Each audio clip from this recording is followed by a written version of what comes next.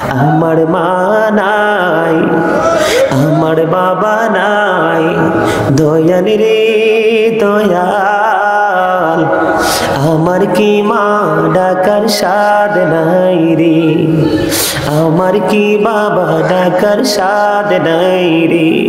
বলেন আমার মা নাই, আমার বাবা নাই, দয়াল রে দয়াল, আমার কি মা ডাকার সাদ নাই রে। ঘরে যাইয়া সবাই দেখে মা জননীর মুখ, বাবা যখন মাথায় হাত দে ভুলে যাই সব দুঃখ। আমার মা নাই, আমার বাবা নাই, দয়াল রে দয়াল, আমার কি মা ডাকার সাদ নাই রে। বলেন শয়নে স্বপনে শুধু মা তোমার কথা মনে হয়। বলেন শয়নে স্বপনে শুধু মা তোমার কথা মনে হয়। কতদিন দেখি না তোমায়, ভুলে কি গেছো আমায়, ভুলে কি গেছো আমায়। আদর সোহাগ মাগো আর কোথা পাবো, কারা চলে আমি নিজেকে জড়াবো। আদর সোহাগ মাগো আর কোথা পাবো, কারা চলে আমি নিজেকে জড়াবো। কার কাছে ধরবো মিছে বায়না, তোমার মতো কেহ নাই। শয়নে স্বপনে শুধু মা তোমার কথা মনে হয়। আমার ভুবন জুড়ে শুধু দুঃখ জ্বালা, কে আর পরাবে আমায় সুখের সে মালা। কপলে কে দেবে আর কাজলের টিপ, তুমি জেনে ধরায়। শয়নে স্বপনে শুধু মা তোমার কথা মনে হয়। মারহাবা বলেন না, মার কথা মনে হয় না? কত মহিলার মুখ প্রতিদিন দেখা যায়, মায়ের চেহারা তো কোথাও খুঁজে পাওয়া যায় না, ঠিক কিনা বলেন? কত পুরুষের চেহারা দেখা যায় কিন্তু বাবার চেহারা কোথাও খুঁজে পাওয়া যায় না। আল্লাহর হাবিবকে প্রশ্ন করা হলো, ওগো নবী, আমার কাছ থেকে সবচেয়ে মিষ্টি আচরণ পাওয়ার হক কার, মধুর আচরণ পাওয়ার হক কার গো? নবী উত্তর দিয়ে দিয়েছেন, ক্বালা উম্মুকা, তোমার মা। ক্বালা সুম্মা মান, তারপরে কে? নবী বললেন ক্বালা উম্মুকা, তোমার মা। আবার প্রশ্ন করা হলো, ক্বালা সুম্মা মান, তারপরে কে? নবী বললেন ক্বালা উম্মুকা, তোমার মা। আবার প্রশ্ন করা হলো, ক্বালা সুম্মা মান, তারপরে কে? নবী বললেন ক্বালা আবুকা, তোমার বাবা। মা বাবা অনেকে হারাইছেন না? বুড়া হইলে কি হয়েছে, মা বাবা, মা ডাকার বাবা ডাকার স্বাদ কি আর মিটে? কথা বলেন, মা বাবার স্বাদ কি আর মিটে? কথা বলেন না কেন, মিটে? আরো জোরে বলেন, মিটে না? বন্ধু বলতেছিলাম, মায়ের মতো মধুরে, মায়ের আঁচল তলে এতটা শীতল হাওয়া আছে, সন্তানের গোটা পৃথিবীর দুঃখ বন্ধু লাঘব হয়ে যায়, ঠিক কিনা বলেন? আমার নবী, আপনার নবী জানিয়ে দিয়েছে, বন্ধু ও বন্ধু রে, তিনবার বলেছেন মায়ের কথা, একবার বলেছেন বাবার কথা। নবী বলেছে, একবার যদি কেউ মায়ের নজরে মায়ের চেহারার দিকে তাকায়, তাহলে তার আমল নামায় একটা হজের সওয়াব দেয়া হবে। ওগো নবী, ইয়া রাসূলুল্লাহ, ইয়া হাবিবাল্লাহ, নবী গো, প্রতিদিন যদি 100 বার তাকাই, নবী বলেছেন মায়ের চেহারার দিকে যদি 100 বার তাকাও, তাহলে 100 হজের সওয়াব দেয়া হবে। চলে বলেন না সুবহানাল্লাহ। বাবা, বাবাকেও ছোট করে দেখা যাবে না। আল্লাহর হাবিব বলেছেন, যে সন্তানের উপর বাবা অবাধ্য, সেই সন্তানের উপর আমার আল্লাহ নিজেও অবাধ্য। মা বাবা কাউকে কষ্ট দেওয়া যাবে না। ও বন্ধু, চমৎকার একটা হাদিস শরীফ আপনাদেরকে শোনাবো। বন্ধু, আপনারা জানেন ইমাম বুখারীর কথা তো জানেন, সিয়াসির তার অন্যতম গ্রন্থ হলো বুখারী শরীফ। বন্ধু, এই বুখারী শরীফের নির্মাতা ইমাম বুখারী, তিনি ছোট্টকালে অসুস্থ হয়ে গিয়েছিল। এই ডাক্তারের চিকিৎসা উনি ভালো হতে পারেন, ওনার চক্ষুগুলো বন্ধ নষ্ট হয়ে গিয়ে দৃষ্টি দেখছিল না। এবার ইমাম বুখারীর মা আল্লাহর কাছে দোয়া করে দিল, গো আল্লাহ, আমার এই ছেলেটাকে তুমি সুস্থ করে দাও, ভালো করে দাও।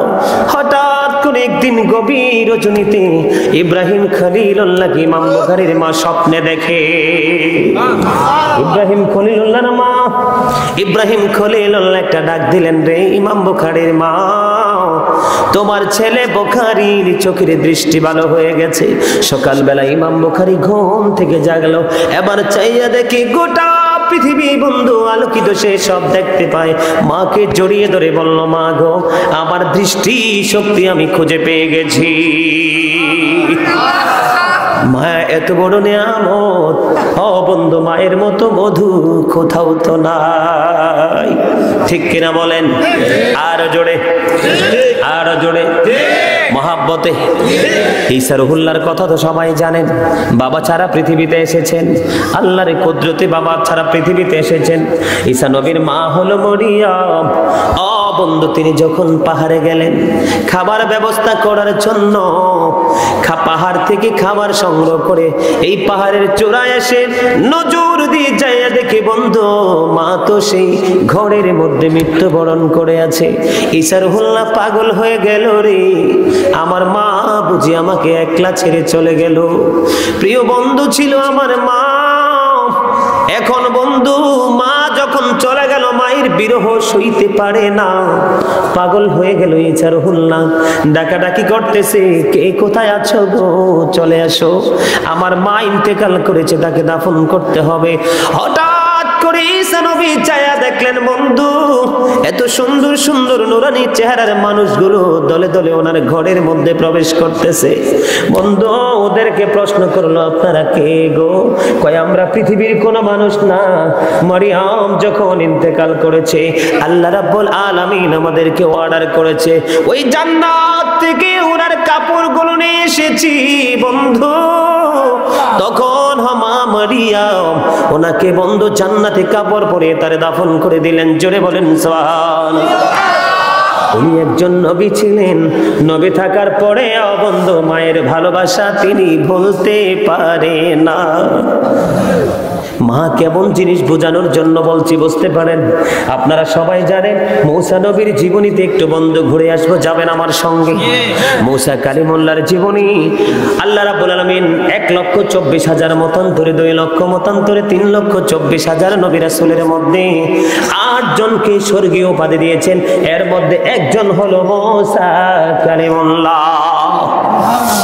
মূসা কালিমুল্লাহ আল্লাহকে বলল, গো আল্লাহ, আমার সাথে কে গো জান্নাতে বন্ধু হয়ে যাবে, তার পরিচয় জানতে চাই। আল্লাহ রাব্বুল আলামিন জানিয়ে দিল, মূসা রে, তুমি তোমার এলাকার শহরে চলে যাও, সেই শহরে গিয়ে দেখবা একটা কসাইয়া গোস্ত বেচে। মূসা নবী জলদি চলে গেলেন, যাইয়া দেখলো কসাইয়ার চেহারা এত বিশ্রী।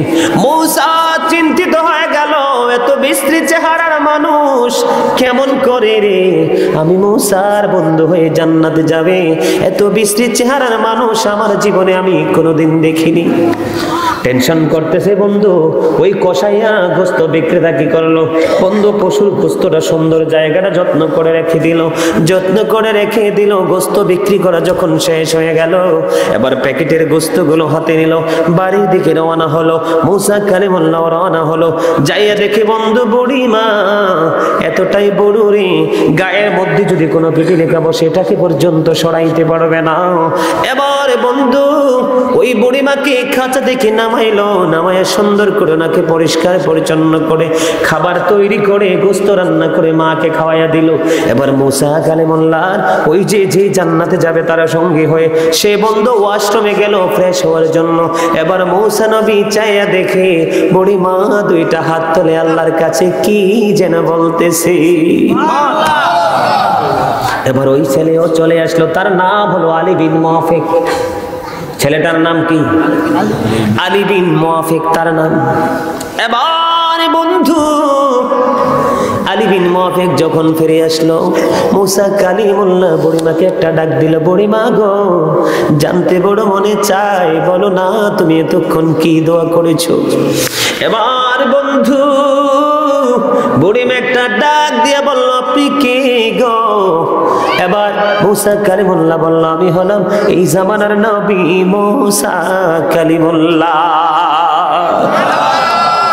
ওগো নবী, আমার ছেলে আমাকে এত বেশি ভালোবাসে গো, আমার এই ভালোবাসায় আমি পাগল হয়ে গেছি। আমি কি দিব সন্তানকে?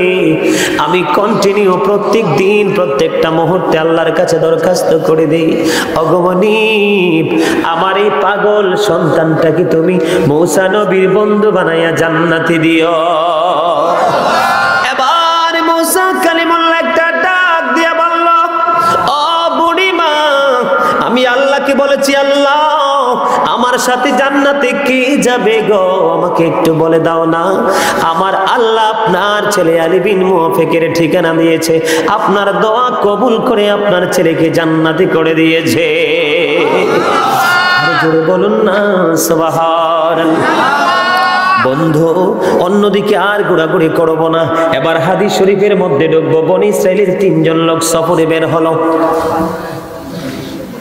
সফরে যখন বের হলো, সফর করতে করতে তারা বন্ধ রাত্র হয়ে গেল।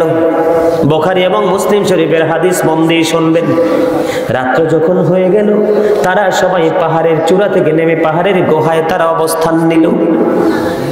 পাহাড়ের গুহার মধ্যে যখন প্রবেশ করলো, হঠাৎ করে পাহাড়ের চূড়া থেকে বিশাল একটা পাথর ধসে পড়লো। এত বিশাল পাথর, পৃথিবীর কারো ক্ষমতা নাই পাথর সরাইবার। 3 জন তো ভিতরে ঢুকে আছে। কোথায়? কথা বলেন না কেন? ভিতরে ঢুকে আছে বন্ধু। এই পাথর তাদের দরজা, যে দরজা দিয়ে প্রবেশ করেছে এই দরজাটা ফিল আপ হয়ে গেল। তারা 3 জন চিন্তা করতেছে, কে রে বিপদ থেকে আমাদেরকে বাঁচাবে, কেমন করে বাঁচবো? এই পাথরটাই বা কে সরাবে? কেমন করে এই পাথরের বিপদ থেকে উদ্ধার হতে পারবো?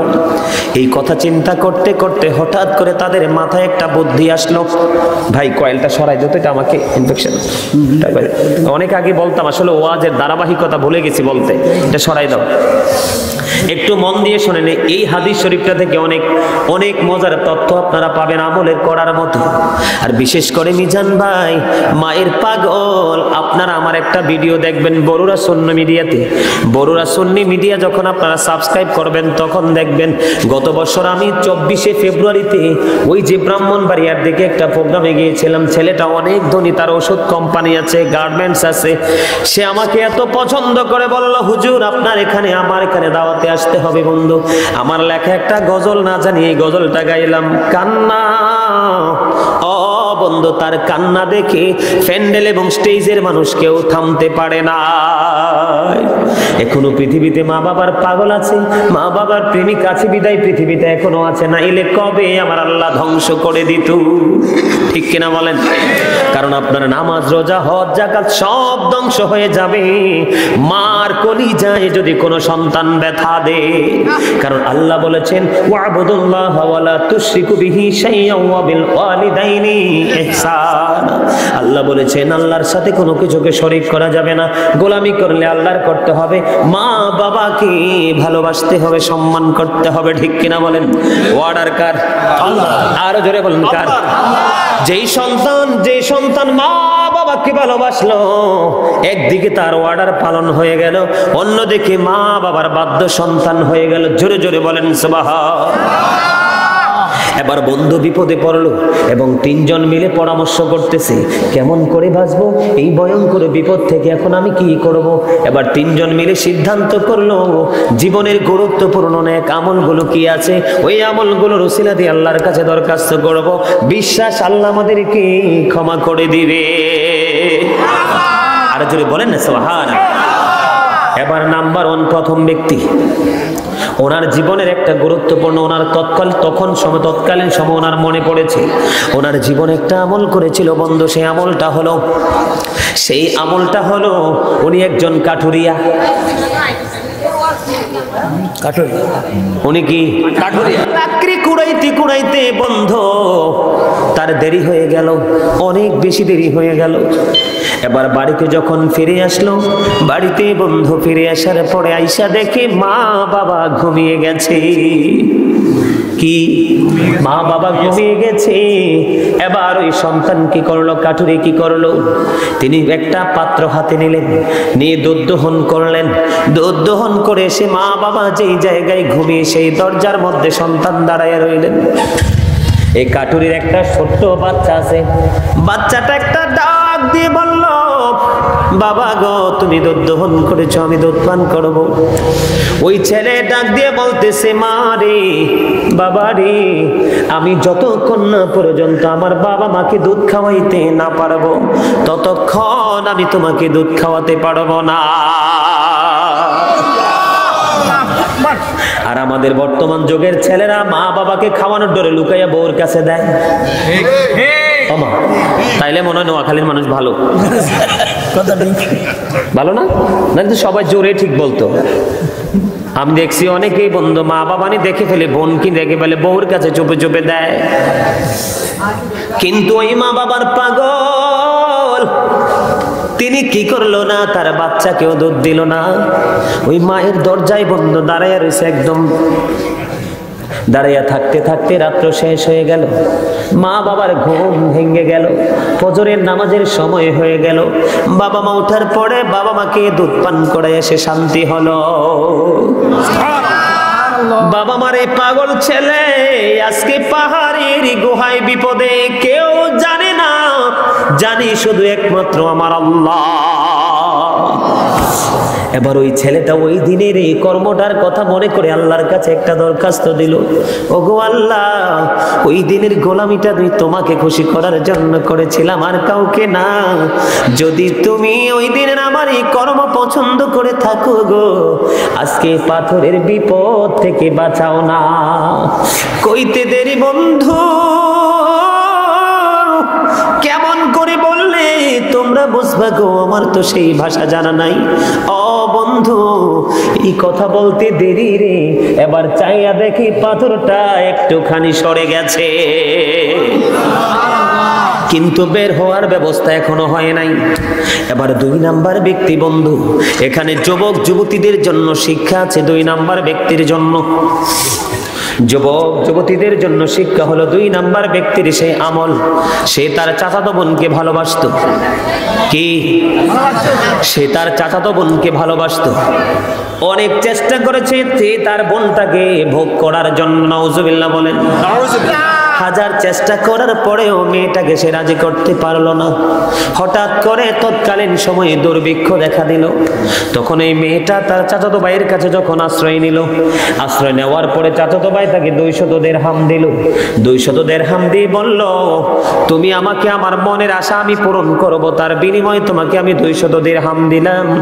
এই কথা বলে যখন ছেলেটা মেয়েটার কাছাকাছি চলে গেল, 2 নাম্বার ব্যক্তি মেয়েটা একটা ডাক দিয়ে বলল, ভাইজান একটা কথা শোনো গো, যিনি আমাকে মোহরানা দিয়ে বউ করে তার ঘরে নিয়ে যাবে, ওনার জন্য আমাকে ইজ্জত ধরে রাখতে হবে।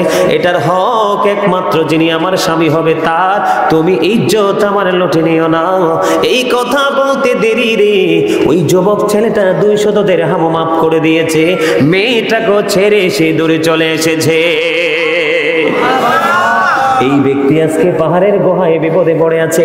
আল্লাহকে ডাক দিয়ে বলল, ওগমনি ওই দিন যে আমল করেছিলাম এটা একমাত্র তোমাকে পাওয়ার আশায়, তোমাকে রাজি করার আশায়, ওই দিনের আমল যদি কবুল করে থাকো গো, আজকের বিপদ থেকে উদ্ধার করো। দোয়া শেষ হইতে দেরি, এবার চাইয়া দেখে পাথরটা আরো একটু সরে দাঁড়িয়েছে। 3 নাম্বার ব্যক্তি বন্ধু, আমাদের বাংলাদেশের মধ্যে বর্তমানে কোম্পানি ইপিজেড বলেন, গার্মেন্টস বলেন, কোন ইন্ডাস্ট্রিজ বলেন, আমাদের যে মিল ফ্যাক্টরিগুলো, বর্তমানে ম্যাক্সিমাম কোম্পানিতে শ্রমিককে ঠকানো হয়। কথা কয় না? ইপিজেড যে চাকরিটা, এটা তো গজব মার্কা চাকরি। আমাদের দেশের ছেলে মেয়েদের রক্ত চুষে নিচ্ছে, একদিন বন্ধ করলে অনেক টাকা মাইনাসও করে দিচ্ছে। এই জন্য দেখেন না, আগুনে পুড়ে ছাই হয়ে যায়। কথা কি? নদী দিয়ে পারাপার হওয়ার সময় নদীতে ডুবে তলিয়ে যায়, আছে না নাই? কথা বলেন না কেন? এটা বলতাম না, বলার অন্যতম কারণ হলো হাদিস শরীফের 3 নাম্বার ব্যক্তির সাথে এই জীবনের মিল আছে। তৃতীয় ব্যক্তির জীবনে আমল ছিল, ওনার বাড়িতে একজন শ্রমিক ছিল। কি ছিল? 10টা বাজে না? শ্রমিক ছিল, শ্রমিকদেরকে দিয়ে কাজ করাইতেন। সব শ্রমিক বেতন নিয়ে চলে গেল, একজন শ্রমিক বেতন নিতে নেয়নি, তিনি চলে গেল। মালিকের কাছে এই বেতনটা রয়ে গেছে। কি? মালিকের কাছে বেতনটা রয়ে গেছে। ওই ব্যক্তিটা হলো 3 নাম্বার ব্যক্তি। উনি কি করলেন? তার এই অর্থটাকে তিনি বিনিয়োগ করলেন। সুবহানাল্লাহ বলেন আর জোরে। তিনি যখন এটাকে বিনিয়োগ করলেন, করতে করতে এটা বন্ধ অনেক দূর পার হয়ে গেল।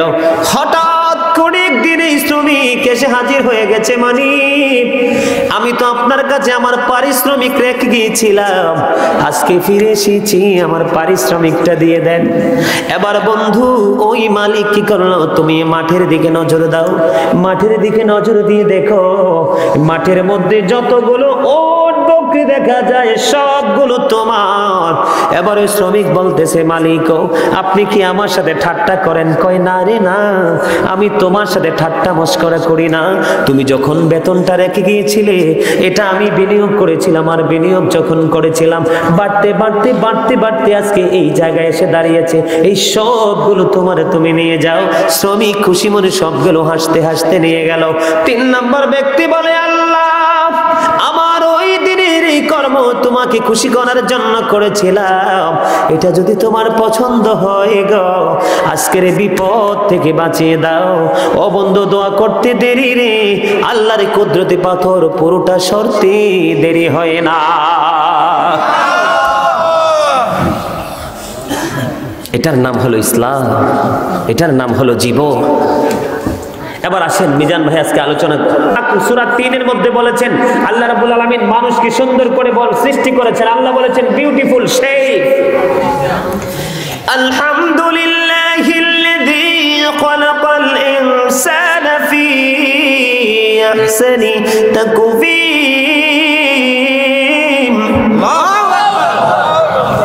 লবণ ছাড়া খাবার খাইছেন নি কোনদিন? খাইছেন নি দাদা? খাইছেন? ওমা দাদা ইয়ে তো ঠিক কইছেন না, আপনি ইয়ে ব্যাগ কথা ঠিক কইছেন। আচ্ছা হাউস ওয়াইফ যারা আছে, গৃহিণী যারা আছে, তারা কি মন হলে একদিন হলুদ বেশি দেয় না, মরিচ বেশি দেয় না? আবার কোনোদিন অন্য মানুষ করে লবণ তো দিতে ভুলেই যায়। তো যেদিন লবণ হয় না সেদিন কি খাবার মজা লাগে? কথা বলেন না কেন? লবণ ছাড়া যেমন খাবার স্বাদ হয় না, তেমনি ভাবে প্রেমিক হতে না পারলে কখনোই কোনো কোরআন হাদিসের কথাও ভালো, আলেমদের কথাও ভালো। আপনারা কি জানেন আলেমরা সাধারণ মানুষের জন্য কত বড় নিয়ামত? তবে সব আলেম না, হক্কানি আলেম হতে হবে। আল্লাহ কি বলেছেন? এটা আমার ওয়াজ না, আপনি মানলে মানবেন, না মানলে না, সেটা আপনি ব্যক্তিগতভাবে ডিসাইড করবেন। কিন্তু আল্লাহ বলেছেন join with my dear people, come to my paradise. আল্লাহ বলেছেন join with my dear people, আমার প্রিয় লোকেদের সাথে যুক্ত হও, কাম টু মাই প্যারাডাইস, আমার জান্নাতে চলে আসো। আল্লাহ এটাকে কোরআনে কিভাবে বলেছেন? ফাদখুলি ফি ইবাদি ওয়াদখুলি জান্নাতি। আসেনি? আছে না? হাফেজ সাহেব আছে না? আল্লাহ কইছেন এই কথাটা, কথা বলেন না কেন? বলছি নি? আর দাদা কইছে বলছি। দাদা এগুলো আমার আগে পড়াশোনা করে রেখেছে, রেডি করে রেখেছে, বুঝছেন নি? হাসতেও তো পারেন না আপনারা। আমার ভাষা কি আপনাদের ভাষা? তো আই যে আপনাদের ভাষায় কথা কইতেছি, আল্লাহ আর একটা ধন্যবাদ দেওয়া দরকার না? কথা কন না কিনলে দেখে কন, কথা ঠিক না বে ঠিক? জেনে রাখতে হবে, আল্লাহ বলেছেন, behold verily the friends of Allah have nothing to fear or to regret. We are your protecting friends in the life of the world and in the hereafter. জোরে জোরে সুবহানাল্লাহ, আর একটু মহব্বতে সুবহানাল্লাহ। যাদের সাথে আপনি প্রেম করে কবরে যাবেন, তারা কবরে যাওয়ার পরে আল্লাহ বলেছেন ইনদা রাব্বিহিম ইউরযাকুন, আল্লাহ তাদের জন্য জান্নাত থেকে খাবার পাঠায় দেন, রিসিভ ফুড ফ্রম আল্লাহ। জোরে বলেন না সুবহানাল্লাহ, আরো জোরে। তো যেটা বলতে চেয়েছিলাম, লবণ ছাড়া যেমন খাবার মজা লাগে না, প্রেম ছাড়াও কিন্তু প্রেমের গল্প ভালো লাগে না। Islam is not only a religion but also complete code of life. জোরে বলেন না কেন সুবহানাল্লাহ, আরো জোরে মহব্বতে।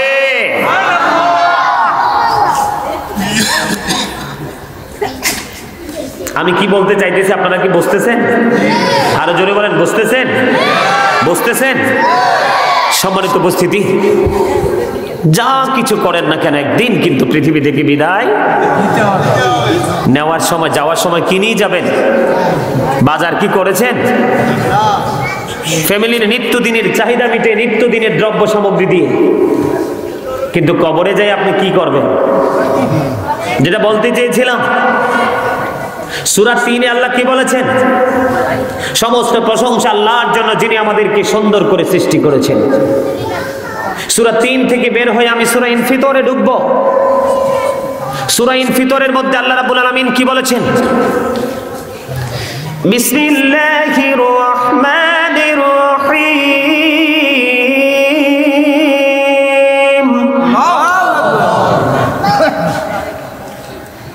লবণের গল্প বললাম সংক্ষিপ্তভাবে, তারপরেও বুঝেন না। আল্লাহু আকবার কইলে কি কষ্ট হইব? তো জোরে কর না আল্লাহু আকবার। ওয়াজ লইয়া কোন দিকে যাবো? যেই ব্যক্তি বিসমিল্লাহ শরীফ মহব্বতে প্রত্যেকটা হালাল কাজের আগে তেলাওয়াত করবে, বিসমিল্লাহ শব্দের প্রথম বিসমি শব্দের মিম অক্ষর হতে, আল্লাহ শব্দের হা অক্ষর হতে, রহমান শব্দের হা হইতে, আর রহিম শব্দের শেষ মিম হতে 4টা হরফ থেকে 4টা নদী বরাদ্দ থাকবে কিয়ামতের দিন। যে বিসমিল্লাহর প্রেমিক হতে পারবে, কিয়ামতের দিনে তার জন্য 4টা নহর বরাদ্দ থাকবে। একটা মধুর নদী, একটা দুধের নদী, একটা শরবতের নদী, একটা পানির নদী, শুধু বিসমিল্লাহর প্রেমিকের জন্য। ওই যে বললাম না, পৃথিবী নিয়ে আমরা ব্যস্ত আছি, এই জন্য এগুলো নিয়ে আমরা স্টাডি করি না, ঠিক কিনা বলেন? আরো জোরে মহব্বতে, আরো মহব্বতে। আল্লাহ সূরা ইনফিতরের মধ্যে কি বলেছেন? ফি আই সূরাতিন মা শাআ রাক্কাবাক। আল্লাহ জানিয়ে দিয়েছেন, আল্লাহ ক্রিয়েটেড দ্য মাইন্ড। আল্লাহ আমাদেরকে আল্লাহর মন মতো করে সৃষ্টি করেছে। আল্লাহর মন মতো করে আমাদেরকে সৃষ্টি করেছেন। আল্লাহ বলতেছেন, বন্ধু তোমরা জানো না, আকাশের চাঁদ চাইতে সুন্দর আমরা। পূর্ণিমা রাত্রে চাঁদ দেখা যায়, অত্যন্ত সুন্দর থাকে চাঁদের কিরণ। সে আলো দেখলে বন্ধু নয়নটা শীতল হয়ে যায়। ওই পূর্ণিমা রাত্রির চাঁদ চাইতেও সুন্দর আমরা। আমরা যখন পুকুর পাড়ে যাই, ফিশারির ধারে যাই, তখন গিয়ে দেখি এত সুন্দরভাবে মাছগুলো বন্ধু বেড়ে উঠেছে, দেখলে নয়ন শীতল হয়ে যায়। এরকম করে গোটা পৃথিবীর মধ্যে বন্ধু দর্শনীয় স্থানে কোনো অভাব নাই, যেগুলো দেখে দেখে চক্ষুকে আমরা শীতল করে, ঠিক কিনা বলেন? এই সবগুলোর চাইতে সুন্দর হলাম আমরা। 18,000 মাখলুকাত, 80,000 আলম, 17,999টা মাখলুক সৃষ্টি করেছে শুধুমাত্র আমাদের জন্য। একটু কি ভেবেছেন বন্ধু? গত কিছুদিন আগেই করোনা আমাদের কাছ থেকে সাময়িক সময়ের জন্য বাড়ি, কোথায় তার ঘর, কে তার বাবা, কে তার মা, কি তার বংশ পরিচয়, কোত্থেকে সেই উৎপত্তি হলো, আবার কোথায় গিয়ে সে এসে ধ্বংস হয়ে যাবে, এটা আজও পর্যন্ত বন্ধ সৃষ্টির কাছে অজানা। এত গবেষক, এত গবেষণাগার থাকার পরেও আজও পর্যন্ত তথ্য মানুষ বার করতে পারে নাই। ঠিক কিনা বলেন? আর জোরে বলেন না ঠিক কিনা? ও বন্ধু, কেমন করে তোমাদেরকে বলবো, করোনা এখনো পুরোপুরি বিদায় নেয়নি পৃথিবী থেকে। আবার ওমিক্রন বন্ধু রেডি হইতেছে।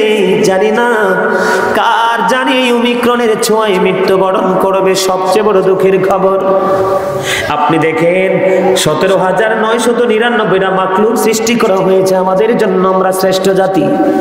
আপনারা দেখেন করোনা কালে মানুষের কি বেহাল দশা হয়েছে। হাঁস, মুরগি, গরু, ছাগল, ছোট ছোট কীট পতঙ্গগুলো ওপেনলি উন্মুক্ত ভাবে পৃথিবী বিচরণ করেছে, কিন্তু আমাদের জন্য সুন্দর করে গোটা পৃথিবী সাজাইল। আমরা প্রতিবন্ধকতার বেড়াজালে আটকা পড়েছিলাম। চাইলেও স্বাধীনভাবে চলতে পারিনি, চাইলেও স্বাধীনভাবে আমরা ঘুরতে পারিনি।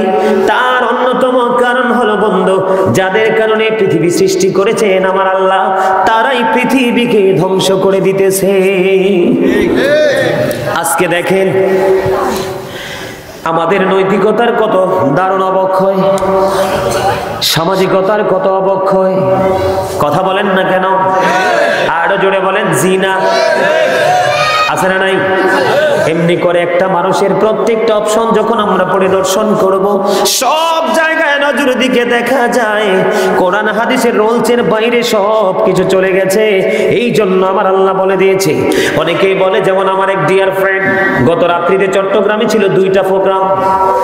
একটা ছিল চট্টগ্রাম হালিশ শহর, আর একটা প্রোগ্রাম ছিল বন্ধু ইয়াতে কাপ্তাইতে। দ্বিতীয় প্রোগ্রামে আমি বলেছিলাম, আমার এক প্রিয় লোক প্রশ্ন করেছে, হুজুর জানতে বড় মনে চায়, একটা প্রশ্নের জবাব দিবেন কি? বলেন কি প্রশ্ন?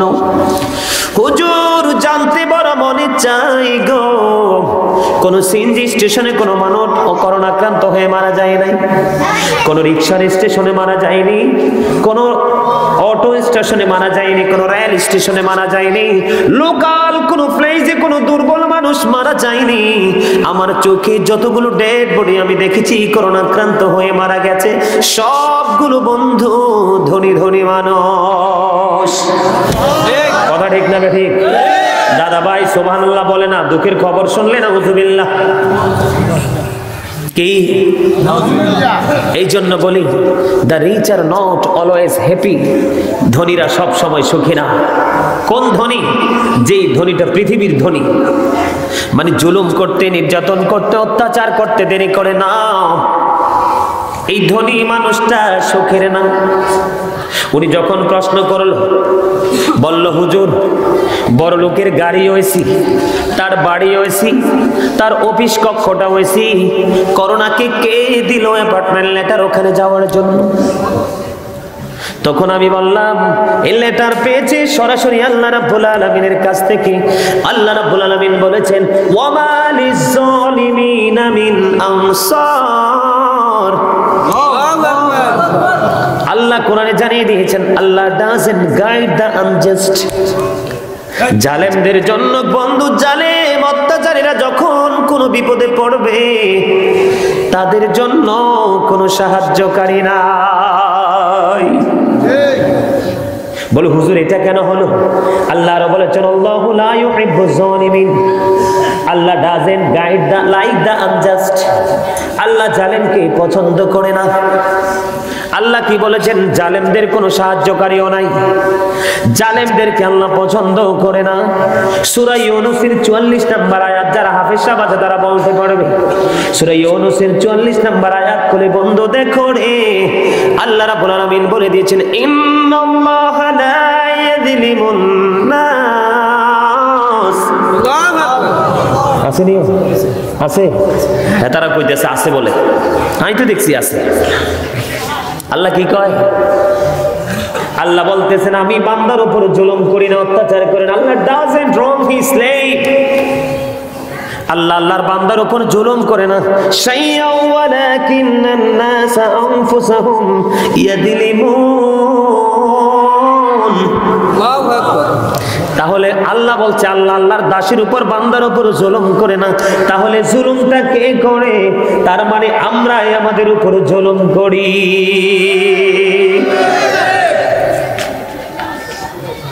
বিষয়টা কি ক্লিয়ার, বুঝতে পারতেছেন না? কোনো সংশয় হচ্ছে? আমি আমার মা বোনদেরকে বলবো হৃদয় থেকে, আপনারা একটু আলোচনাগুলো ঘর থেকে বসে বসে শোনেন। কারণ আল্লাহর হাবিব যখন মেরাজে গেল, জাহান্নামের দিকে নজর দিয়ে দেখে শুধু ধনী ধনী মানুষ আর মহিলা। নাউজুবিল্লাহ বলতেন না? আল্লাহর হাবিব জান্নাতের দিকে নজর দিলেন, চাইয়া দেখে শুধু গরিব মানুষ আর পুরুষ। সুবহানাল্লাহ বলেন না?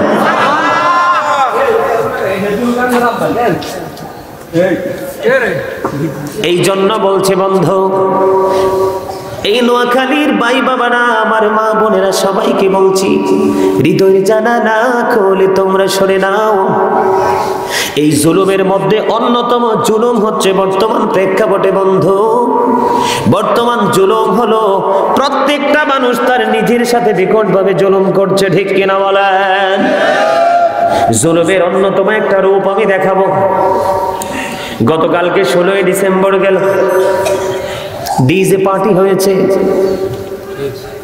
গান কি গান, মাটি পর্যন্ত কাঁপতেছে, স্পিকার দিয়েছে, স্পিকার পর্যন্ত নাচতেছে, সঙ্গে সঙ্গে নাচে বন্ধু এই পৃথিবীর মুসলমান। জুলুমগুলো সম্পর্কে ছোট্ট ছোট্ট করে কিছু আপনাদেরকে তথ্য দিয়ে তারপরে ওই যে মা বাবার পাগল আজকে জান্নাতের বাগান সাজাইছে, তার জন্য আল্লাহ কি পুরস্কার বরাদ্দ করেছে সেই আলোচনা করব। শুনতে রাজি আছেন? কষ্ট হবে কারো? কারো কষ্ট হবে? আপনাদের মধ্যে আল্লাহর রহমতের ছোঁয়া লাগছে, এতক্ষণ দেখছি নড়াচড়া করে, এখন সবাই একাকার হয়ে গেছে। আলহামদুলিল্লাহ বলেন। বন্ধুরে আমার, সর্বপ্রথম সমাজের মধ্যে বেদি হলো ইমানদারদের জন্য গানের আসর। বিয়ের মতো একটা পবিত্র বন্ধন, সেই দিনে গানের আসর হয়। বাচ্চাদেরকে খতনা করানো পবিত্র একটা কাজ, এইটার মধ্যে গানের আসর হয়। কিন্তু আমরা সবাই কি? আপনারা একটু মন দিয়ে শোনেন, একটা হাদিস শরীফ আপনাদেরকে শোনাবো বন্ধুরে। আবার আল্লাহর হাবিব জানিয়ে দিয়েছে বন্ধু, কিয়ামতের পূর্বক্ষণে নারী নাই পুরুষ নাই, কিয়ামতের পূর্বক্ষণে আমার কিছু বান্দার চেহারা বিকৃত হয়ে যাবে, নোংরা হয়ে যাবে, বিশ্রী হয়ে যাবে। নাউজুবিল্লাহ বলেন। কি হয়ে যাবে? সুন্দর চেহারাটা বিশ্রী হয়ে যাবে, বিকৃত হয়ে যাবে। তার চেহারার মধ্যে আছে মায়া ভরা বাঁধন, এমন কর্ম সে করবে, সেই কর্মের কারণে তার চেহারাটা নষ্ট হয়ে যাবে। মাটির মধ্যে তাকে গ্রথিতকরণ করা হবে। তখন সাহাবায়ে কেরাম প্রশ্ন করলো, ইয়া রাসূলুল্লাহ, ইয়া হাবিবাল্লাহ, নবী গো, জানতে বড় মনে চাই গো, প্রাণের নবী, নবী জানতে বড় মনে চাই গো, তারা কি তাওহীদ মানবেন? আল্লাহ বল, রাসূল বলতেছেন মানবে। তারা কি রিসালাত মানবে না? নবী বলেছেন তারা রিসালাত মানবে। আল্লাহর হাবিব বলেছেন ইয়াসুমুন, তারা রোজাও রাখবে, ওয়া ইয়াহুজ্জুন, তারা হজও করবে, ওয়া ইউসাল্লুন, তারা নামাজ পড়বে। আল্লাহ রাব্বুল আলামিন বলে দিয়েছেন, লা ইলাহা ইল্লাল্লাহ, there is no god but Allah, আল্লাহ ছাড়া কোনো মাবুদ নাই, কোনো ইলাহ নেই, তারা এটাও মানবে। মুহাম্মাদুর রাসূলুল্লাহ সাল্লাল্লাহু আলাইহি ওয়াসাল্লাম ইজ দা মেসেঞ্জার অফ আল্লাহ, এটাও তারা মানবে। ওগো নবী, তারা এটাও আল্লাহ মানবে, রাসূল মানবে। তারা রোজাও রাখবে, হজও করবে, খানায় কাবা, বাইতুল্লাহ শরীফ তাওয়াফ করবে, প্রাণের নবী রওজা শরীফ জিয়ারত করবে, তারা নামাজও পড়বে। অথচ নামাজের কথাটা যেহেতু আসছে, একটু আমি আপনাদেরকে বলবো। হযরতে আবু যর রাদিয়াল্লাহু তাআলা আনহু থেকে বর্ণিত, এই এই এই গলার মধ্যে লাল চাদর মোড়ানো, এই তুমি বের হও, বের হও, এই মাহফিল থেকে বের হও, বের হও, বের হও, আউট অফ সাইড, যাও যাও, গো টু ইউর সিট, যাও। জানেন এটা জান্নাতের বাগান। এখন তো মানুষ মসজিদকেও তামাশার জায়গা মনে করে অনেকে। আল্লাহ কি বলেছেন? আল্লাযীনা আমানু, যারা ঈমান এনেছে, ওয়া কানু ইয়াত্তাকুন, এবং তাকওয়া অবলম্বন করেছে, আল্লাহ বলেছেন লাহুমুল বুশরা, তাদের জন্য সুসংবাদ, ফিল হায়াতিদ দুনিয়া ফিল আখিরা, দুনিয়ার জীবনে এবং পরকালের জীবনে। জোরে বলেন সুবহানাল্লাহ। এখানে তাবারুকের ব্যবস্থা আছে। আমার ভাই মিজান উনি তাবারুকের ব্যবস্থা করে রাখছে। তোমরা তাবারুকের সময় আসবা। তোমাদের মতো মুসল্লি আমার এখানে দরকার নাই। এক মন দুধের অস্তিত্ব নষ্ট করার জন্য যেমন একটা ফোঁটা সেনাই যথেষ্ট। কথা বলেন না কেন? আপনারা কি বাংলাদেশের মানুষ না? আমি কি রিফিউজি নাকি? আমি কি ইয়াতে কি ভারত থেকে নেমে আসছি নাকি? কথা বলেন না কেন? সমস্যা কি পেটে খিদা? বাড়িতে দাদিকে খবর দিব খাবার আনার জন্য? বলবো? কর্তৃপক্ষ বললো চা দিতে, তাহলে কথা বলতে হবে, প্রাণ খুলে হাসতে হাসতে কথা বলতে হবে। কথা কি বুঝতে পারছেন? আর জোরে বলেন। আল্লাহ রাব্বুল আলামিন এই জান্নাতের বাগানকে তাকওয়ার একটা কেন্দ্র তৈরি করেছেন। কোরআন হাদিস বোঝার, আল্লাহ রাসূলকে চিনার এটা একটা জায়গা। আপনি যদি দই পাতেন, দইয়ের মধ্যে সেনা পড়ছে, আগামীকালকে বেআইশও আসবে, আগামীকালকে আর ইজ্জত থাকবে না। ঠিক একটা পরিবেশকে নষ্ট করার জন্য একটা মানুষই যথেষ্ট। কেন জানেন? কেন যথেষ্ট জানেন? শয়তানকে কি এই পর্যন্ত পৃথিবীর কোনো মানুষ দেখছে প্র্যাকটিক্যালি সশরীরে? মানুষ শয়তানের মাঝে হয়ে অন্য ইমানদারদের ইমান নষ্ট করে। Satan is the eternal enemy of the believers. শয়তান ইমানদারদের প্রকাশ্য দুশমন, মনে রাখতে হবে। তবে হ্যাঁ, প্রকৃত মুমিন যারা, তাদের সম্পর্কে আল্লাহ ভিন্ন তথ্য দিয়েছেন। আল্লাহ বলেছেন ইন্না কাইদা শাইতানি কানা দাঈফা। আল্লাহ বলেছেন শয়তান ডিসিপশন ইজ ভেরি উইক। ইমানদারদের জন্য শয়তানের ধোঁকা কিচ্ছুই না। ওমা সুবহানাল্লাহ কোন নাকি? বেকে বলি সুবহানাল্লাহ কোন? আরো জোরে কোন? আরো জোরে। ও দাদা একখানা বড় ঘড়ি কো কইতে আরে না। ফিশারির মাছ খাইতে আল্লাহ জোর শক্তি কমে গেছে। আর মতো বেশি বেশি শাকসবজি খাইবেন, আল্লাহ ভালো রাখবে। ঠিক কিনা বলেন? বন্ধু, আমি অন্য আলোচনা করতে চাই না। আল্লাহর হাবিব বলেছেন, আল্লাহ মানবে, রাসূল মানবে, নামাজ পড়বে, রোজা রাখবে, হজ করবে, তারপরেও কি নবী গো তাদের এই সাজাটা বহাল থাকবে? নবী বলেছেন হে, তারপরেও তাদের জন্যই সাজাটা বরাদ্দ থাকবে। ইয়া রাসূলুল্লাহ, নবী গো কেন সে সাজা বহাল থাকবে? আজকে আমার ভাই মিজান সাহেব মা বাবার আত্মার মাগফিরাতকে কেন্দ্র করে মাহফিল সাজিয়েছে। আমাদের সমাজে কিছু মানুষ আছে তারা গান প্রিয়, মিউজিক পছন্দ করে। ঠিক কিনা বলেন? অথচ আল্লাহর হাবিব জানিয়ে দিয়েছেন the music and musical instrument will be increased. আল্লাহর হাবিব জানিয়ে দিয়েছেন কিয়ামতের পূর্বক্ষণে গান বাদ্যযন্ত্র পৃথিবীতে বেড়ে যাবে।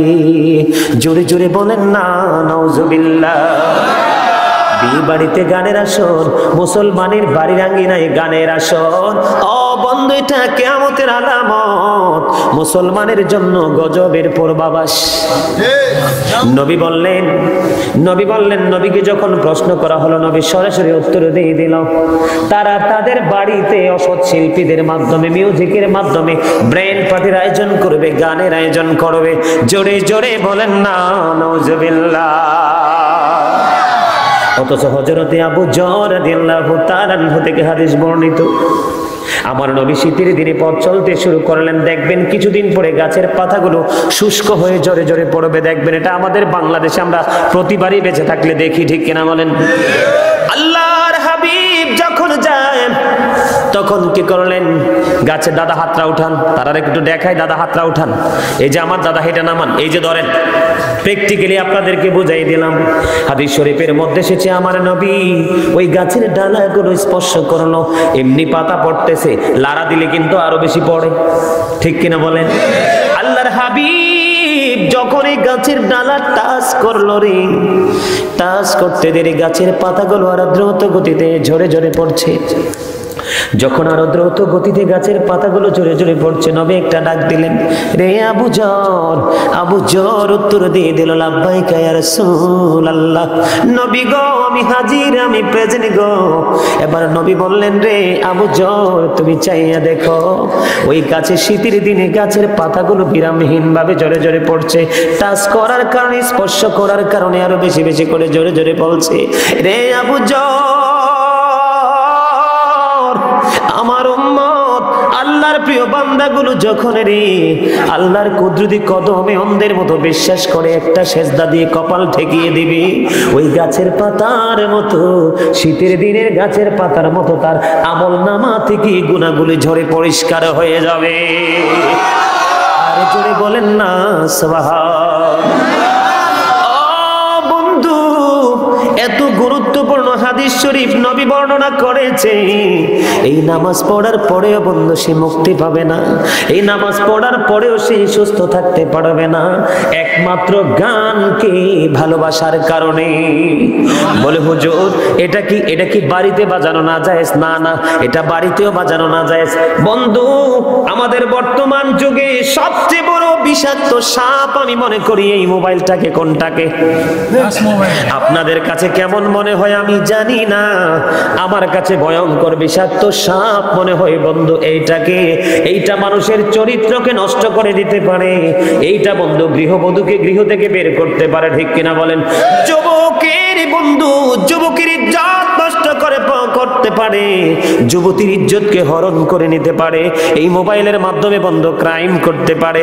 এবং এই মোবাইলের মাধ্যমে আমি একটা সময় যখন ছোট্ট ছিলাম বন্ধু, ছোট্ট অবস্থায় দেখতাম মানুষ দলে দলে টিভি দেখতে যাইতো, চা খাইতো আর টিভি দেখতো। তখনকার আমি যখন ছোট্ট কালের মতো, তোমার 6-7 এর কথা বলছি, যখন টিভি দেখতো দোকানদারের একটা কন্ডিশন ছিল, টিভি ওই ব্যক্তি দেখতে পারবে যে 1 কাপ চা খাবে। ওই কন্ডিশনে বন্ধু টিভি দেখতো। আমার দাদাদের আমলে এমন রেডিও ছিল, ঠিক না দাদা? এইরকম ছিল বন্ধু। তখন মানুষকে ঘৃণা করতাম যে টিভি প্রিয় কেন হয় এত মানুষ। ওই সময় থেকে এখনকার সময়টা আরো বেশি নষ্ট হয়ে গেছে। ওই দিন সপ্তাহে একটা অনুষ্ঠান দিত, এটা মানুষ দেখতো, ওইটাকে তো ঘৃণা লাগতো। এখন কিন্তু বন্ধু কোনো টাইম টেবিল নাই, অলওয়েজ বন্ধু মানুষ দেখতে থাকে। কথা বলেন না কেন? বলে হুজুর এটা কেন বললেন? হাদিস শরীফের মধ্যে এসেছে, গানের আসরে যাওয়া পাপীদের কাজ। মন দিয়ে কান লাগায়া গান শোনা ফাসিকদের কাজ। আমাদের মধ্যে অনেকে আছে গান শোনার পরে বলে, ইস গানটা কি মজা আছে না নাই? আছে। আল্লাহর হাবিব বলেছেন, গান শোনার পরে সে গান থেকে মজা নেয়, সে যেন কুফরি করে ফেলল। জোরে বলেন না নাউজুবিল্লাহ। আরেকটু মহব্বতে পড়ুন না নাউজুবিল্লাহ। আল্লাহর হাবিব সরকারে দো জাহান ইমামুল মুরসালিন তিনি বলেছে, মাঠে পানি দিলে যেমনি ফসল তৈরি হয়, কি হয়? মাঠে পানি দিলে যেমনি জমিনে ফসল তৈরি হয়, তেমনি ভাবে অশ্লীল শব্দ দ্বারা যে গানগুলো রচনা করা হয়, এটার সাথে যুক্ত করা হয় মিউজিক। এই গানের দ্বারা মানুষের মনের করে নোংরামি তৈরি হয়। জোরে জোরে বলেন না নাউজুবিল্লাহ। বর্তমান সমাজে আছে না নাই? ও বন্ধু, এবার এটাকে দূরীভূত করতে হলে সর্বপ্রথম ভূমিকায় থাকতে হবে মসজিদের ইমাম সাহেব। কথা বলেন না কেন? এই দায়িত্ব পালন করতে হবে কে? মসজিদের ইমাম সাহেব। খুব ভক্ত পাগল চাকরি করে আজকে চলে আসছে। বন্ধু, এখনো পর্যন্ত একটা ঘরেও আমি যাইনি, স্পষ্ট করে বলে দিয়েছি, যেই বাড়িতে গান হবে, যেই বাড়িতে মিউজিক বাজবে, কারণ আমার নবী হাদিস শরীফের মাধ্যমে জানিয়ে দিয়েছেন, ডোল বলেন, তবলা বলেন, বেহেলা বলেন, তানপুরা বলেন, রোলিন বলেন, একতারা বলেন, হারমোনি বলেন, যত ধরনের মিউজিক আছে বন্ধু সব কিছু হারাম রে। আমি স্পষ্ট করে বলে দিয়েছি, জানার পরে কোনো সুদখোরের বাড়িতে আমি খাবার খাইতে যাব না। আর আমি এমনি তো বাংলাদেশ না, দেশের বাহিরেও যখন যাই বন্ধু কোনো খাবার খাই না, কোনো রেস্টুরেন্ট, কোনো মাহফিল কমিটির বাড়িতে, দেশ থেকে দেশান্তর, টেকনাফ থেকে তেতুলিয়া, রূপসা থেকে পাথরিয়া, দেশের বাহিরে গেলেও খাবার নিয়ে যাই। অবিশ্বাস্য হলেও সত্য। বলে দিয়েছি বন্ধু, আল্লাহ রহমতে আমার এলাকায় যে 16 ডিসেম্বর গেছে, ওর কাছ থেকে জানলাম সব এরিয়ার মধ্যে বন্ধু গান বাজনা হয়েছে, কিন্তু আমার এরিয়াতে গান হয় না। আজকে গাড়িতে ওঠার পরে বলছে, হুজুর মজার খবর আছে, গুড নিউজ। আমি বললাম কি? কয় 16 ডিসেম্বরে প্রতিবারই আমাদের এখানে ডিজে পার্টি হয়, কিন্তু এই বছর কেউ ডিজে করে না। জোরে বলেন না সুবহানাল্লাহ। এই ডিজে পার্টিকে বন্ধ করতে হলে মসজিদের ইমাম সাহেবকে দায়িত্ব নিতে হবে, আর ওয়ার্ড কাউন্সিলর যিনি হবে উনি হতে হবে অত্যন্ত ন্যায়পরায়ণ ইসলাম প্রিয়। ঠিক কিনা বলেন বন্ধু? বড় ভয় লাগে রে, কিয়ামতের পূর্বক্ষণে নবী বলেছেন, characterless people will come in national power. নবী বলেছেন চরিত্রহীন লোক ক্ষমতায় আসবে। জোরে বলেন না নাউজুবিল্লাহ। এটা জাতির জন্য, সমাজের জন্য, মানুষের জন্য অত্যন্ত ভয়ঙ্কর খবর রে। এই জন্য বলবো বন্ধু, যদি নির্বাচন হয় তো হয়ে গেল, আগামীতে যদি নির্বাচন হয় ভালো মানুষ দেখে নির্বাচিত করবেন, তখনই আপনার সমাজ থেকে ইয়াবা বন্ধ করা সম্ভব, মদ পান করা বন্ধ করা সম্ভব, জুয়া বন্ধ করা সম্ভব। ঠিক কিনা বলেন? তাহলে এখান থেকে কি বোঝা যায়, গান কি জায়েজ না না জায়েজ? আরো জোরে বলেন না জায়েজ না না জায়েজ? এতটাই না জায়েজ বন্ধু, গানের আওয়াজ যখন শুনবেন দুই কর্ণকুহরে দুইটা আঙ্গুল শক্ত করে ঢুকিয়ে দিবেন, যেন আপনার কর্ণকুহরে গানের শব্দ আসতে না পারে। এই হলো একটা পয়েন্ট। এই দিয়ে বেশি আলোচনা করব না, কারণ মনে রাখতে পারবেন না। আবার 2 নম্বরে যুব সমাজের ধ্বংসের দিকে তার অন্যতম কারণ হলো, বলতাম নি মিজান ভাই? কইতাম কইতা কইটা সবাই অন্তরে রাজি আছেন তো? বন্ধু একটা কথা মাথায় রাখতে হবে, যে আপনাকে পেট ভরে খাইয়ে দেয় সে আপনার বন্ধু নয়, যে আপনাকে একটা জামা উপহার দেয় সে বন্ধু না, সেই হলো প্রকৃত বন্ধু, যে আপনার বলগুলো ধরিয়ে ধরিয়ে দিবে। ঠিক কিনা বলে? আপনারা আমাকে দাওয়াত দিয়েছেন, আমার ভাই আমাকে আমন্ত্রণ জানিয়েছে, আমি এসেছি, সিদ্ধান্ত করে এসেছি আমি এমন কিছু আলোচনা করব যেন এই আলোচনা মানুষের জীবনে হেদায়েতের প্রভাব পড়ে। 2 নাম্বার আসেন, বর্তমানে নারী বলেন পুরুষ বলেন কারোরই পোশাক ঠিক নাই। কথা বলেন না কেন? আরো জোরে। নারীদের পোশাক পরতে হবে। ও বন্ধু, তার আগে আপনারা বলবেন হুজুর কি মুখস্থ বলে না? আল্লাহ রাব্বুল আলামিন কোরআনে বলেছেন বান্দাকে 3 শ্রেণীর পোশাক দিয়েছেন। কয় শ্রেণীর? একটা লজ্জাস্থান ঢাকার পোশাক, যেটা প্রতিনিয়ত আমরা পরি। 2 নাম্বার হলো সাজের পোশাক, যেমন দেখেন ঝিকমিক করতেছে, অত্যন্ত কোয়ালিটিফুল পাঞ্জাবি পরেছেন, যেমন আমি সুন্দর পোশাক পরেছি, আমার দাদা পরেছে, অনেকেই পরেছেন, এটা হলো সাজের পোশাক, এটা 2 নাম্বার। আল্লাহ বলেছেন ওয়ালিবাসুত তাকওয়া যালিকা খায়রুন, আল্লাহর কাছে সবচেয়ে পছন্দের পোশাক হলো তাকওয়ার পোশাক, তার মানে শরীয়ত সম্মত পোশাক। জোরে জোরে বলেন না সুবহানাল্লাহ। বন্ধু আমি বেশি লম্বা করে বলবো না, একটু একটু করে আপনাদেরকে ধারণা দিব, আপনারা বুঝতে পারবেন। সর্বপ্রথম পুরুষদেরকে দিয়ে শুরু করি। বর্তমান সমাজে যুবক ছেলেরা জিন্স প্যান্ট পরে, এই যে এক পাগল পিন্দা রাখছে, জিন্স প্যান্ট আছে না নাই? অনেকের পরনে জিন্স প্যান্ট আছে। বন্ধু তোমরা জানো না, ইমানদার পুরুষের পোশাকটা উপর দিয়ে থাকবে নাভি বরাবর। দাদা ঠিক নেই? উপর দিয়ে থাকবে কি বরাবর? নাভি বরাবর। আর নিচের দিক দিয়ে থাকবে টাকনোর উপরে, ডান পায়ের ডান দিকে বাম পায়ের বাম দিকে ছোট্ট ছোট্ট বুটা আসেনি? কথা বলেন না কেন? আসেনি? এই বুটাগুলোর উপরে থাকবে পোশাক, এটা হলো পুরুষের জন্য ফরজ।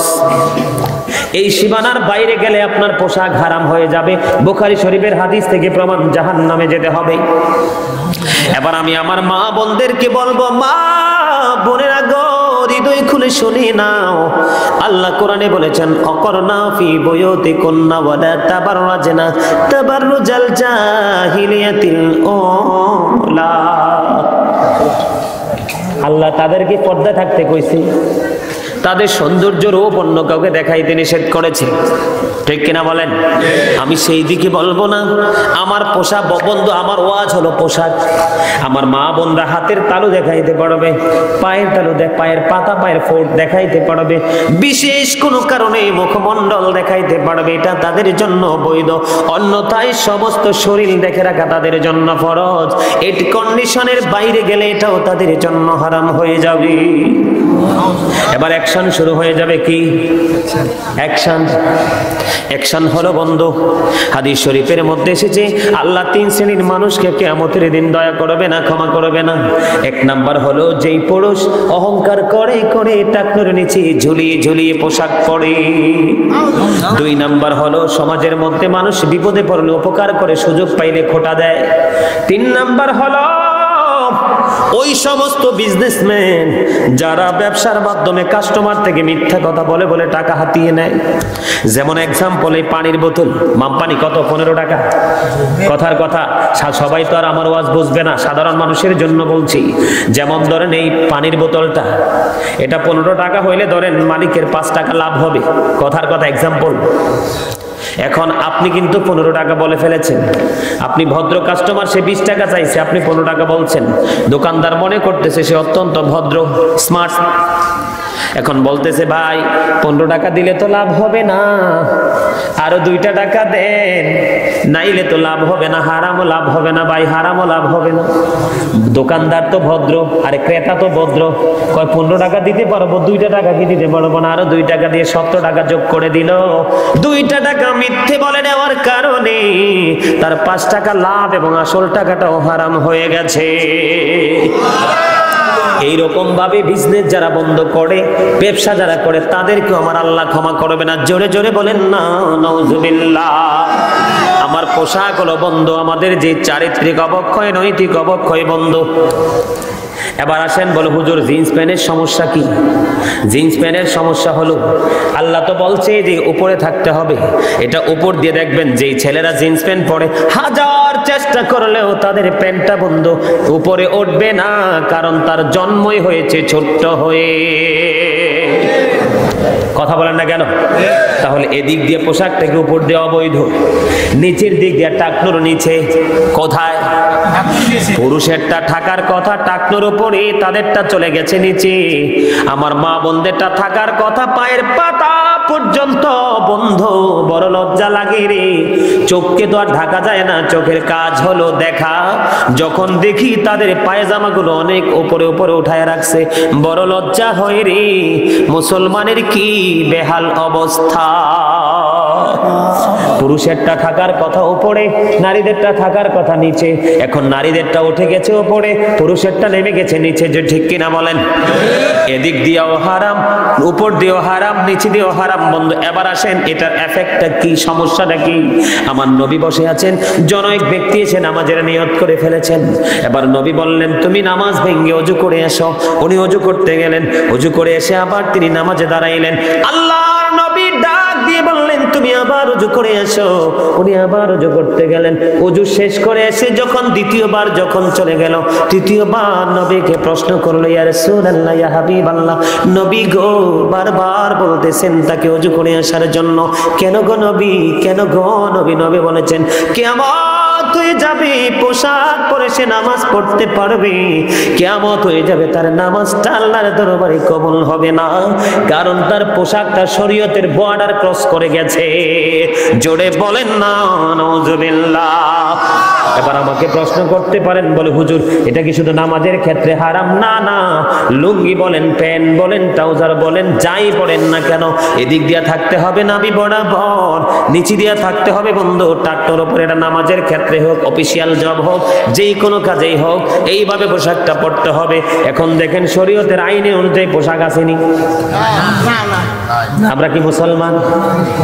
নামে কিসে? ইসলাম কি শুধু ইমানেই সীমাবদ্ধ? না, আমলে যেতে হবে।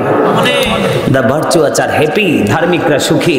আর ধার্মিক হলো তারাই যারা ঈমান আনার পরে আমল করে। কথা বলেন না কেন? এই সমস্যা আছে না নাই? আমার মা বোনেরা পাতলা কাপড় পরে, তাদের চুল দেখা যায়, সমস্ত শরীর দেখা যায়।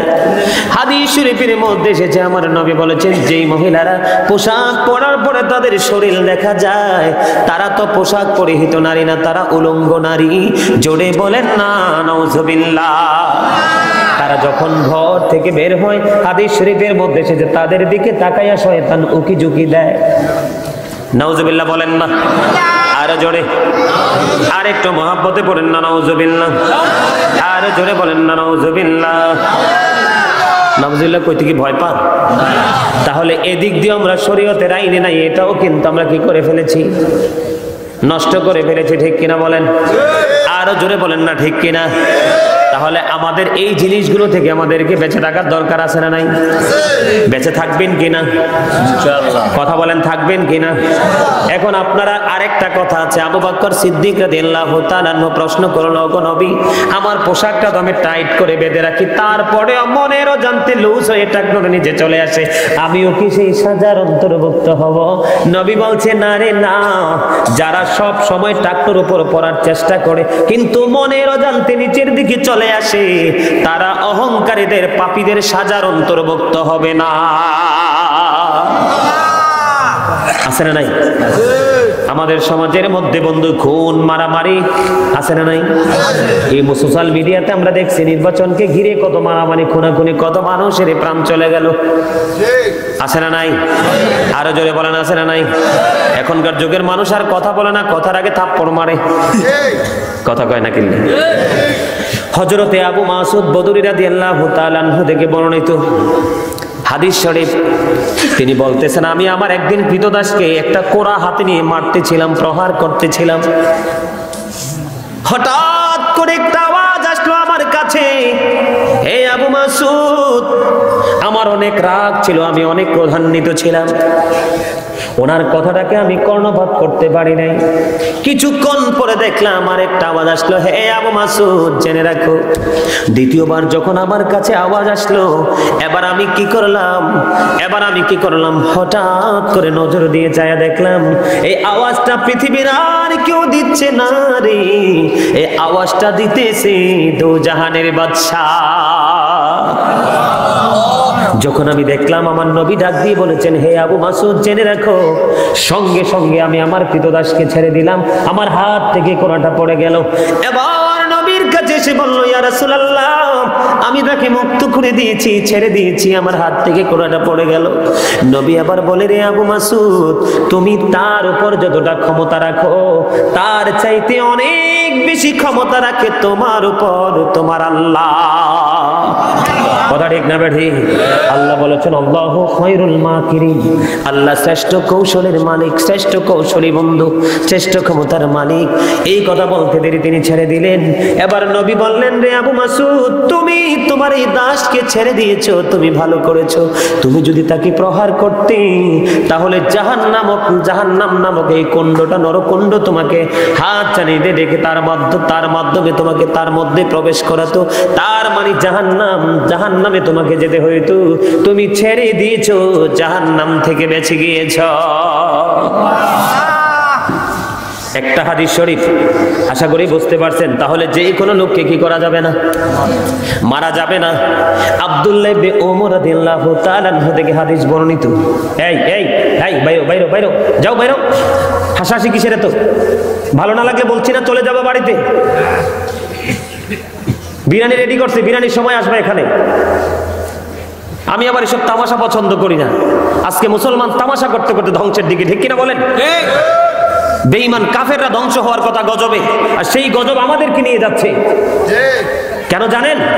আল্লাহ কোরআনে বলেছে, ইন্নাল কাফিরিনা কানু লাকুম আদুওয়াম মুবিনা, the heretics are the eternal enemy of the believers. আল্লাহ বলেছেন, বেঈমানরা ঈমানদারদের প্রকাশ্য দুশমন। আজকে বেঈমানদেরকে ফলো করতে করতে ইসলাম কি আমরা ভুলেই গেছি। কথা বলেন না কেন? ভালো লাগে না? কথা বলেন না কেন? বন্ধুরে আমার, আব্দুল্লাহ ইবনে মাসউদ, আব্দুল্লাহ ইবনে ওমর রাদিয়াল্লাহু তাআলা আনহু থেকে হাদিস শরীফটা বর্ণিত। আল্লাহর নবী বলেছেন, জনৈক এক মহিলা একটা বিড়ালকে অত্যাচার করে, নির্যাতন করে মারার কারণে ওই মহিলা জাহান্নামী হয়ে গেছে। জোরে জোরে বলেন না নাউজুবিল্লাহ। কি বিড়াল কিন্তু বাংলাদেশের জমিনে এমন কোন গুরুত্বপূর্ণ ভূমিকা রাখে না মানুষের শারীরিক মানসিক জীবনে, ঠিক কিনা বলেন? অথচ হাদিস শরীফের মধ্যে এসেছে কি, একটা বিড়ালকে মারার কারণে ওই মহিলা জাহান্নামী হয়ে গেছে। আরো জোরে বলেন না নাউজুবিল্লাহ। বিড়াল মারার কারণে জাহান্নামী, তাহলে মানুষ মরলে উপায় আছে না?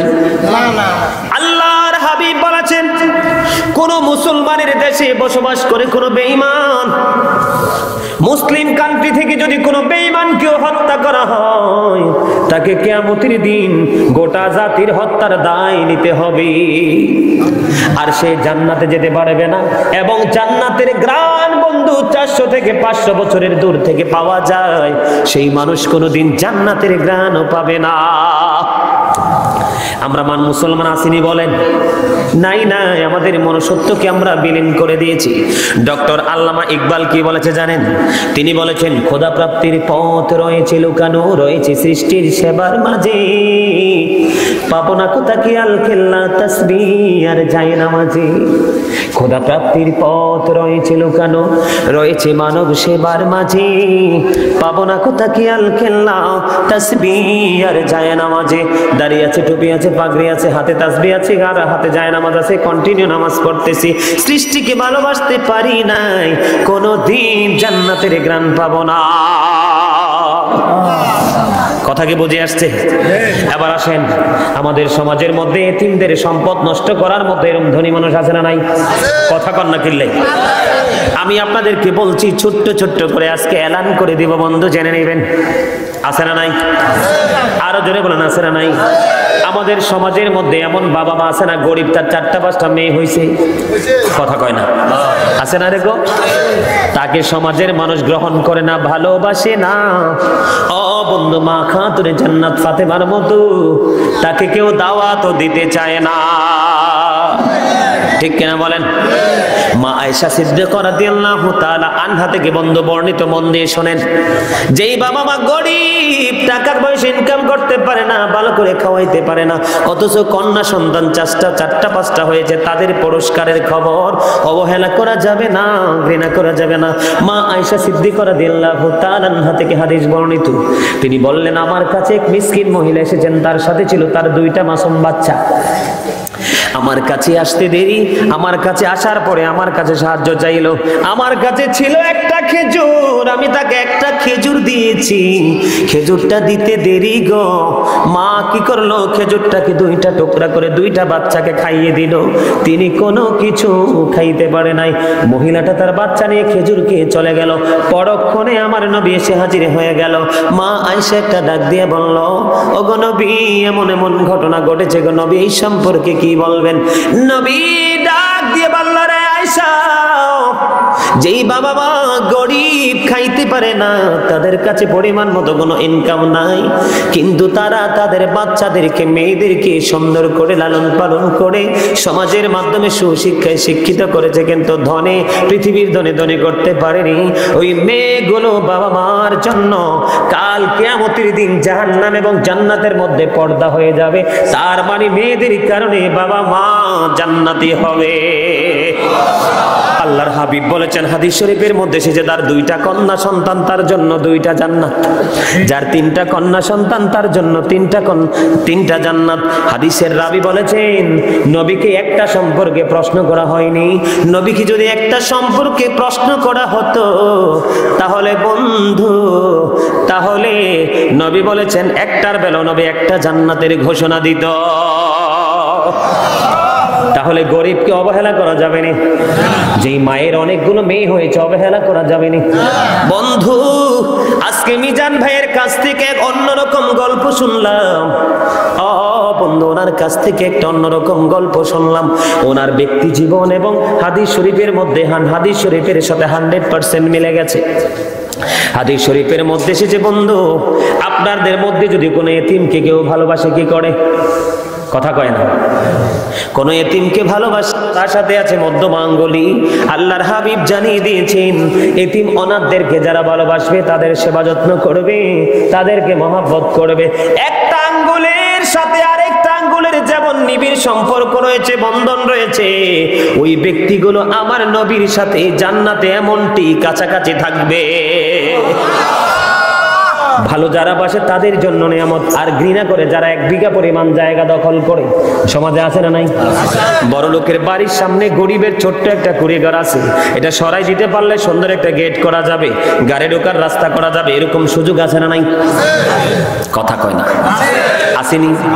হাদিস শরীফের মাধ্যমে জানতে পেরেছি, কেউ যদি কোনো মানুষের উপর জুলুম করে 1 বিঘা পরিমাণ জায়গা দখল করে নেয়, আল্লাহর হাবিব জানিয়ে দিয়েছেন, কাল কিয়ামতের দিন তার গলার মধ্যে 7টা পৃথিবী ঝুলাইয়া দেওয়া হবে।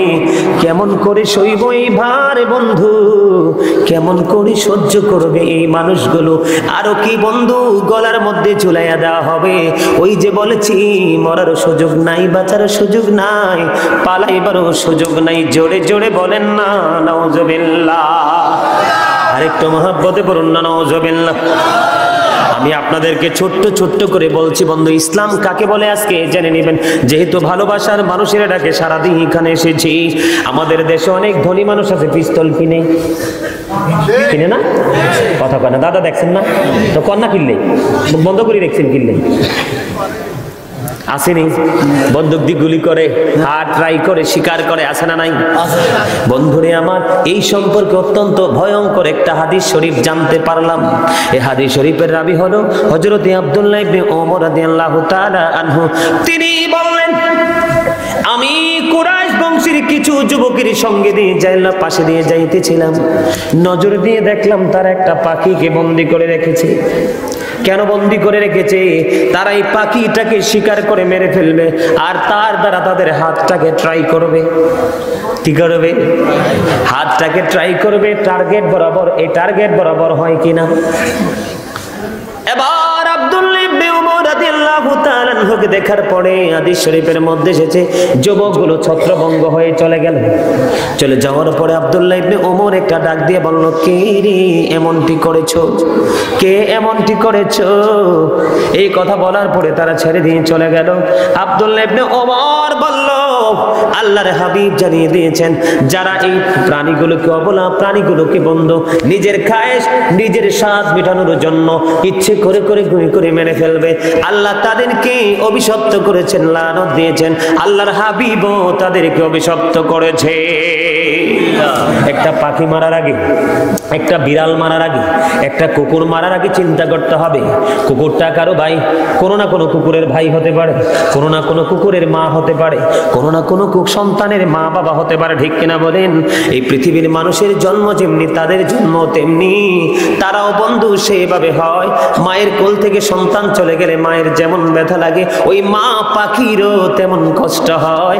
কঠিন মনের মানুষগুলো সেটা বুঝতে পারে না। ঠিক কিনা বলেন?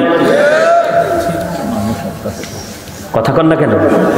পাখির কথা বললাম, পাখির বেলায় লানত দিয়েছেন, আর মানুষের বেলা উপায় আসেনি।